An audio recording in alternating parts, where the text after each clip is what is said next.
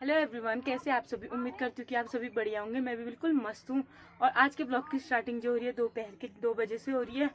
तो अभी हम तैयार हो चुके हैं भागवत में जाने के लिए।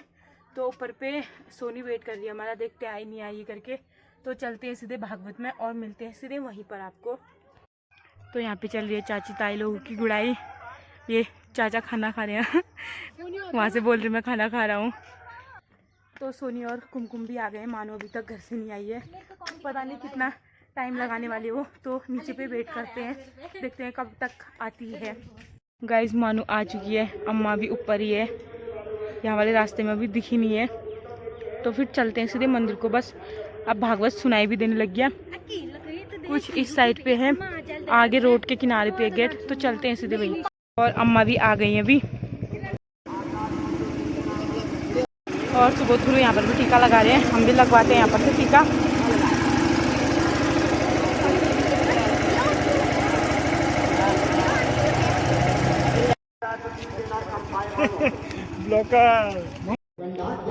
गाइस पहुँच चुकी है मंदिर पे हम।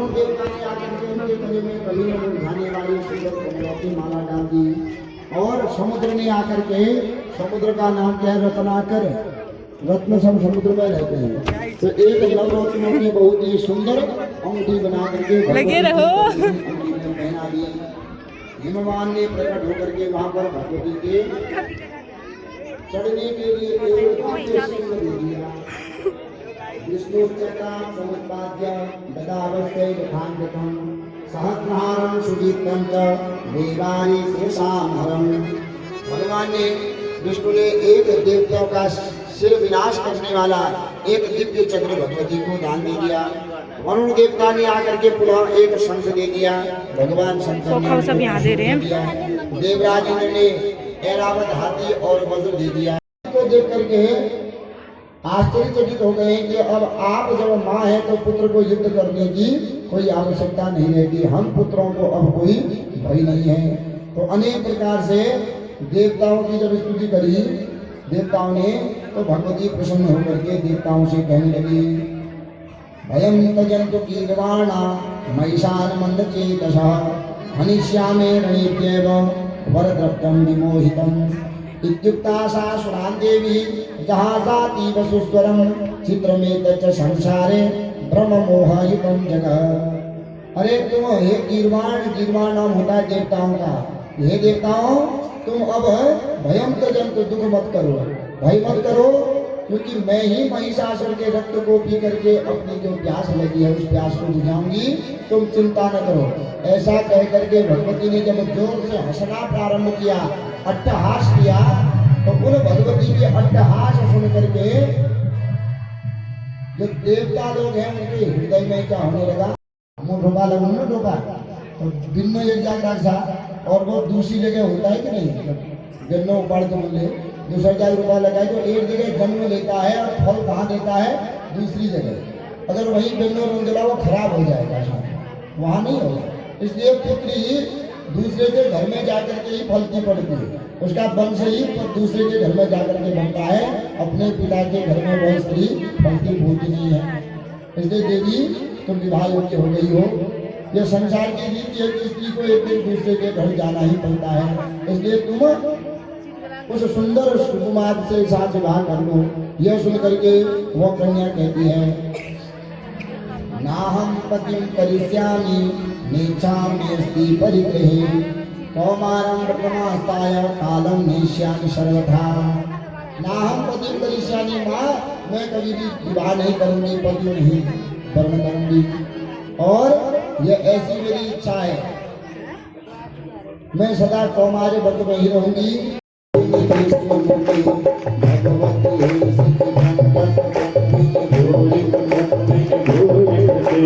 जय जय हे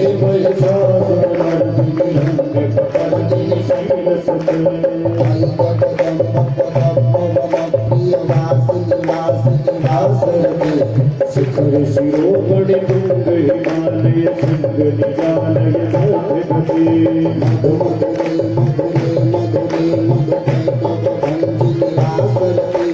जय जय हे महिषासुर मर्दिनि हिरण्यकपर्दिनि शैलसुते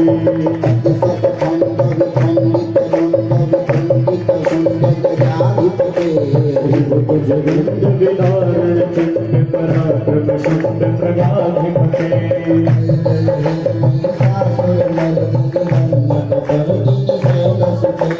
जय जय हे महिषासुरमर्दिनी वंद्य कपालिनी। जय जय दुर्गति नाशिनी दुर्गा कालिनी नाशिनी काली। जय जय कालिनी नाशिनी काली। कालिनी नाशिनी काली। जय जय कालिनी नाशिनी काली। सीता राधा रुक्मिणी जय जय सीता राधा रुक्मिणी सीता राधा रुक्मिणी जय जय सीता राधा रुक्मिणी उमा ब्रह्माणी जय जय उमा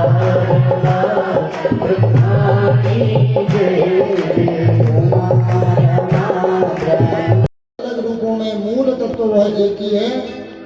तेरे नाम अनेक तू एक ही है तो एक ही, पर जिस दैत्य ने जो वरदान मांगा है उस वरदान के अनुरूप को भगवती अपने अलग अलग रूप बना करके इन अधर्मी दैत्यों का नाश। माँ भी उसके बिना कैसे रहती होगी? तुम यह जानते नहीं, जानवर है पर जानवर के अंदर भी मन होता है, उनके अंदर भी भावना होती है। गाय को दूध अपने बछड़े के लिए देती है, तो तुम अत्याचार कर रहे हो, इसलिए मैं तुमको श्राप देता हूँ कि तुम हे कश्यप ऋषि, तुम जाकर के मानव बनोगे, तुम्हारी ये दोनों पत्नियां मानवी बनेंगी। और जिस प्रकार यहाँ बछड़ा अपनी माँ के लिए रो रहा है और माँ बछड़े से दूर है, तुम्हारी ये दोनों पत्नियां अपने बच्चों के लिए मानवी बन करके तड़पेंगी। तो श्राप दे करके चले गए और चले गए सीधे ब्रह्मा जी के पास। हे ब्रह्मा जी,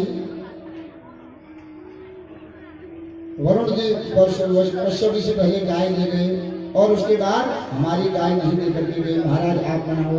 तो ब्रह्मा जी भी गए, ब्रह्मा जी ने बहुत बनाया। जब नहीं माने कश्यप की पत्नियां तो ब्रह्मा जी ने भी श्राप दे दिया, तुम तीनों जाकर के मानव बनोगे और मानव बन करके तुम क्या करोगे? दुख को प्राप्त करोगे। तो इस प्रकार ब्रह्मा जी और वरुण के श्राप के द्वारा ही आज कश्यप, अदिति, सुरसा, कश्यप ऋषि बने वसुदेव, सुरसा और अदिति बने देवकी और रोहिणी। तो इनको पुत्रों का दुख भोगना पड़ा। तो ये पूर्व जन्म के कर्म के अनुसार ही मनुष्य को दुख प्राप्त होता है। और पुनः कहते हैं कि अदिति को श्राप देने का एक दूसरा कारण पुत्र शोक का कारण। उन्होंने तो दिया था कि पुत्र से दूर रहेगी, लेकिन इन्होंने पुत्र का शोक क्यों भोगा? यह भी एक श्राप का कारण है। कश्यप ऋषि की 13 पत्नियों में सबसे बड़ी पत्नी है अदिति और दूसरी पत्नी है दिति।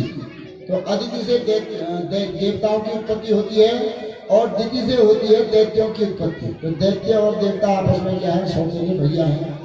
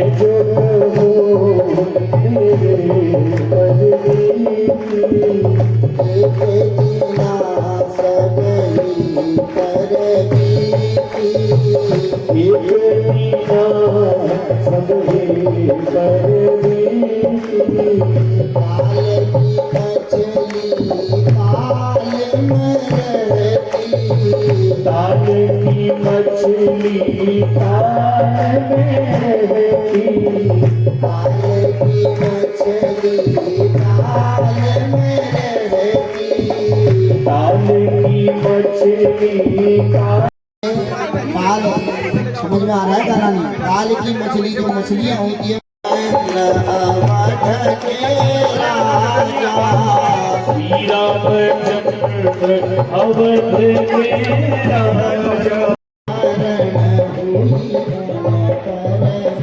राजा। वाला देखता थोड़ी हूँ, मैं तो मांसाहारी देखता थोड़ी हूँ, मैं शाकाहारी देखता हूँ। मैं जल का स्वामी हूँ, सबको जल दे करके सबके प्राणों की रक्षा मैं करता हूँ। मैं किसी के प्राण लेना थोड़ी, बस मैं तेरे घर में इसलिए आया कि तेरा नाम जो सबसे बाकी है वो है कि नहीं है।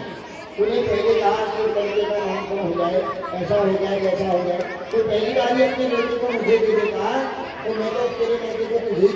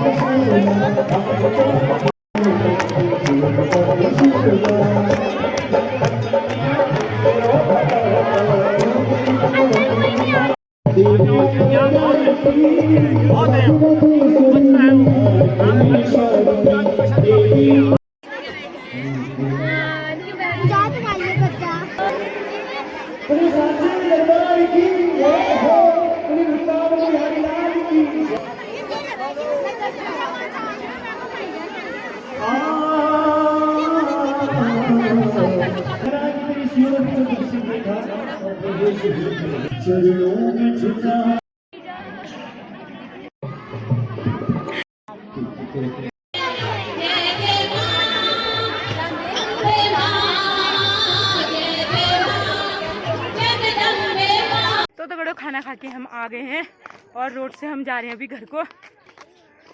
सारे लोग हैं फिलहाल हमारे साथ, मान लो नीचे वाली रोड में अभी, तो चलते हैं सीधे घर पे। तो भागवत में से हम घर पहुंच चुके हैं अभी घूम घाम के, अंधेरा भी हो गया है तो चेंज कर लेती हूँ मैं और ब्लॉग भी आज यहीं पे एंड करती हूँ। मिलती हूँ नेक्स्ट ब्लॉग में आप सभी को। उम्मीद करती हूँ कि आप सभी को ब्लॉग पसंद आएगा। पसंद आए तो लाइक कमेंट शेयर करना ना भूलें। जिन लोगों ने सब्सक्राइब नहीं करा है वो लोग सब्सक्राइब करें और प्लीज़ चैनल में लाइक कर दो यार, आप लोग लाइक करना भूल जाते हैं। तो मिलते हैं तब तक के लिए स्वस्थ रहें, मस्त रहें और व्यस्त रहें। बाय।